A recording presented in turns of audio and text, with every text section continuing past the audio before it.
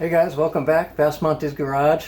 I promised you I would show you how to finish off the March Performance system installation after the motor is in the car. So clearly the motor's back in the car. So today we're going to go ahead and put the power steering pump back on, the AC compressor. We're going to go ahead and put our belt on, and you're going to need your belt tensioning tool that came with your kit. Now if you're new here, welcome.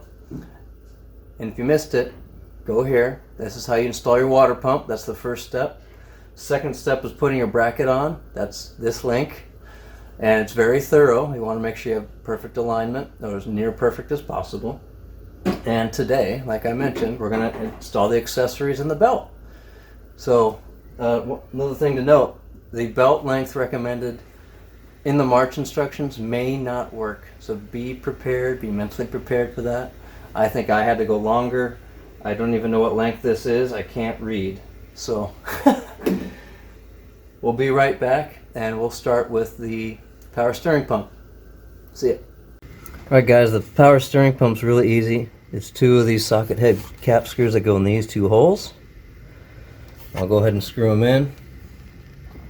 The flange sits behind the bracket. And I'm going to do my best not to scratch our nice black paint we did.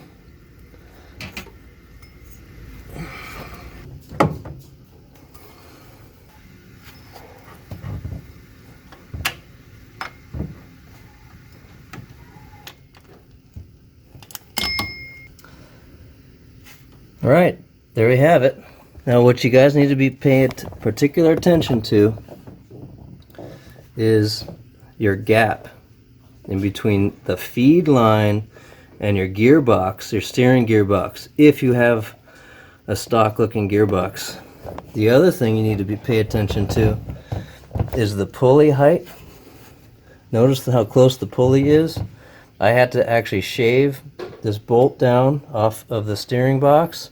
I also raised the engine, so depending on what motor mounts you have, how old your motor mounts are, your engine could be lower than necessary, so you have to raise the engine up and or shave this bolt. I did both.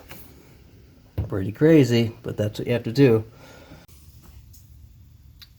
The other thing about this inlet tube is it's probably turned in a different direction. You can actually stick a pretty big screwdriver inside the inlet and you can pivot it. So just keep that in mind when you get it out of the box. You can actually pivot this joint. Alright guys, now we're still talking about the power steering pump.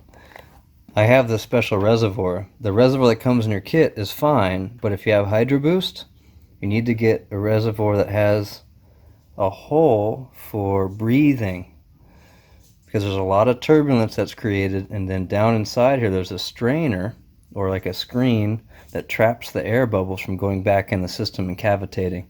So I would highly recommend this if you haven't figured that out already. Okay guys, real quick, after you get your power steering pump hooked up and your crank pulley, you want to see what your alignment is. So I have a straight edge across the crank pulley and about an 1/8 inch away. The reason is I do not have the Edelbrock water pump, remember? So I have a flow cooler water pump. The water pump has a different flange, so you might have to shim the alternator bracket and the bracket on the other side. So that's just something to keep in mind. I'm okay with an 1/8 inch off, and if I change my mind, I'll just add more shims. Okay guys, when we put the compressor in, there's actually 3 bolts. One comes from the rear onto the rear bracket, one comes from the front, the socket head cap screw, and then one goes through the top, just like on the alternator. You're going to want to have your bolt already in the flange before you put it in the car, because you can't, otherwise it's too long and you're going to hit the head. There's also a bushing like that. So I'm going to put that back bolt in first, trying not to scratch everything.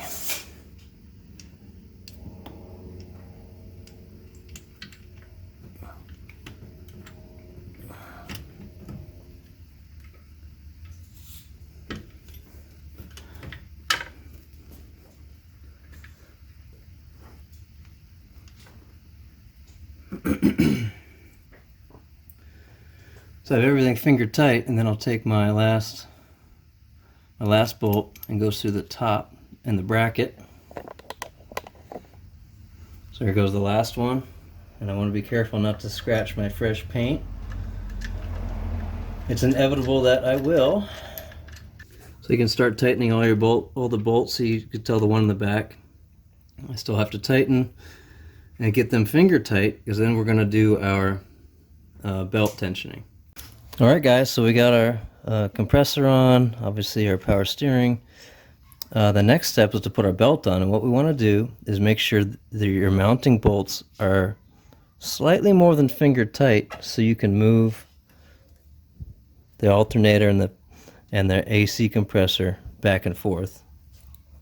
Next thing to do is to take off one of your idler pulley covers. I'm going to take this one off. I got my cover off. Now we can start snaking our belt. I like to start with the crank pulley.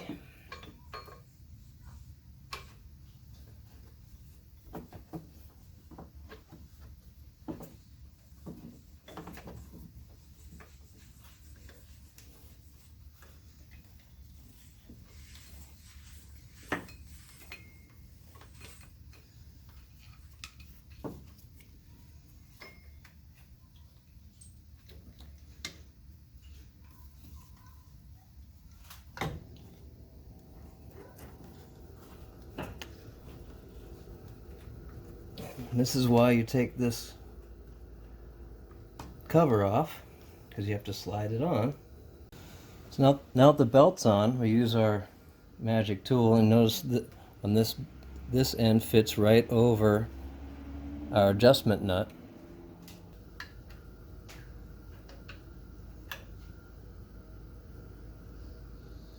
Just like that. So we have it on both ends. If you can see it, we have on both adjustment nuts, and we can start tightening it.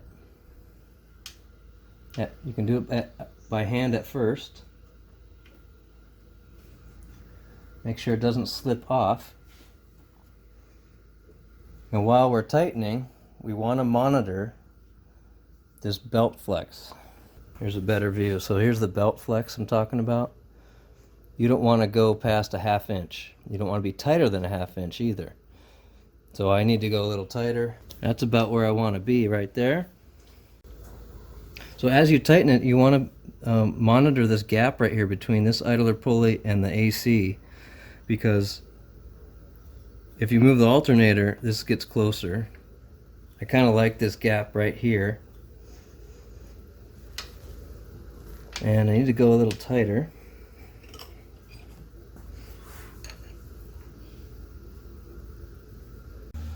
So once you find your happy point where you have about a 1/2 inch of flex there in your belt, you can start tightening all the bolts. Don't forget, there are bottom bolts there. I've done that before.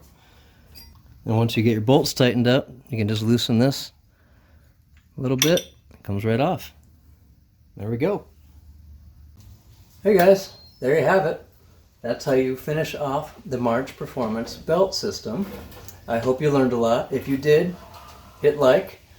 And if you haven't subscribed, please do so, because you don't want to miss how I don't know how to install a Tremec. That should be the name of my new series. So a Tremec 600 is going in. We already started the process in a couple of videos prior, and now we get to continue the process. And since I've never done it before, it should be a learning experience for everyone. So thanks again for hanging out, and until next time, you know the drill. Build them fast and drive them faster. See ya.